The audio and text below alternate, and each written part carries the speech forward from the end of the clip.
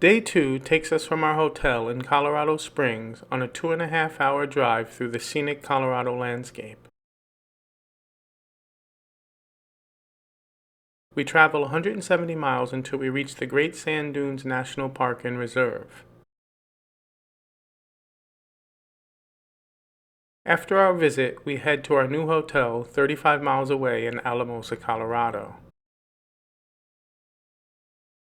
We start our day with breakfast at the hotel. We always try and stay at hotels that offer complimentary breakfast because it saves a lot of money and makes starting the day a lot easier. It is a beautiful morning in Colorado Springs, and while I load the car, the family does one last room check. We normally do a room check before we leave any hotel, but since we're staying at several hotels, we try to be extra thorough.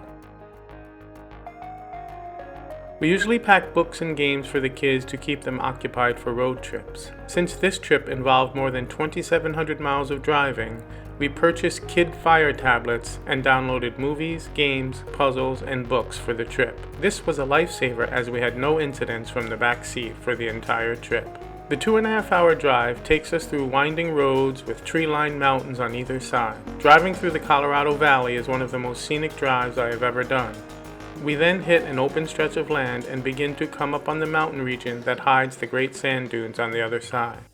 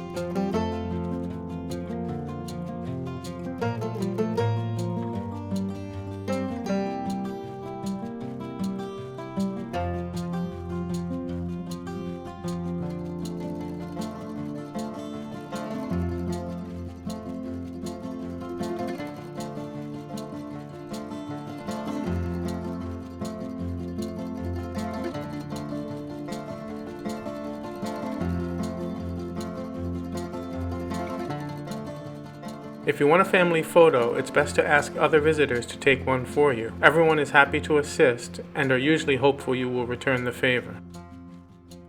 At the visitor center, we got our national park book stamped and headed towards the dunes.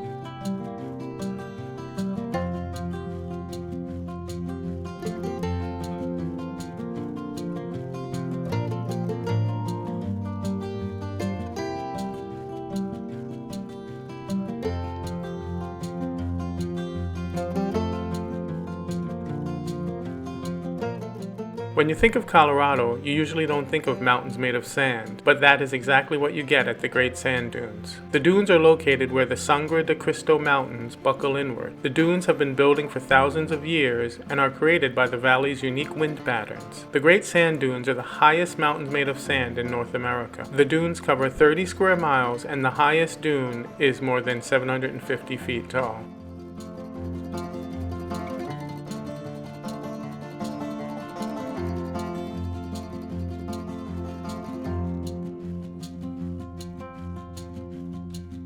The park also offers visitors the ability to go hiking, camping, and a challenging four-wheel scenic drive on Medano Pass.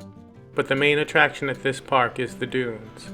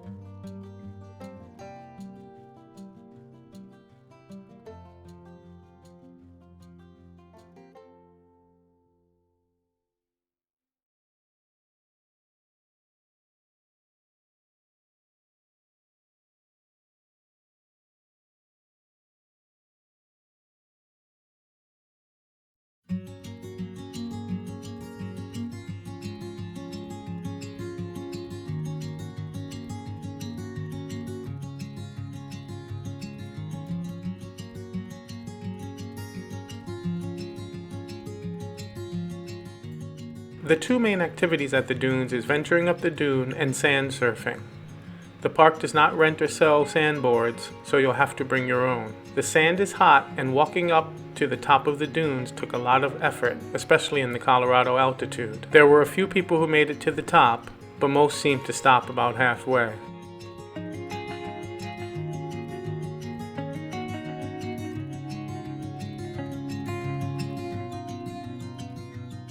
At this park, we swapped our hiking boots for sandals. We also traded in our baseball caps for boonie hats. In the heat and sun of the West, a full brim hat is the best defense against the sun. For the kids, we got hats with the neck cover, also known as a cape. I also brought along a 2.5 water bladder that came with my backpack. Although we had water bottles, navigating up the sand and then reaching for your water bottle becomes a chore. Having the water tube attached to your pack near your face made it a lot easier to get a drink.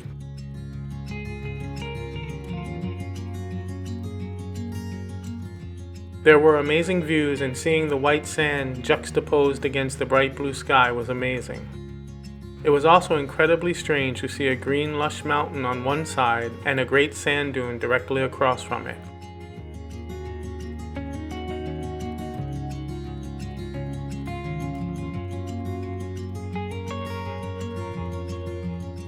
After a long day at the dunes, we headed to our new hotel in Alamosa to relax, recharge, and prepare for our next day of adventures.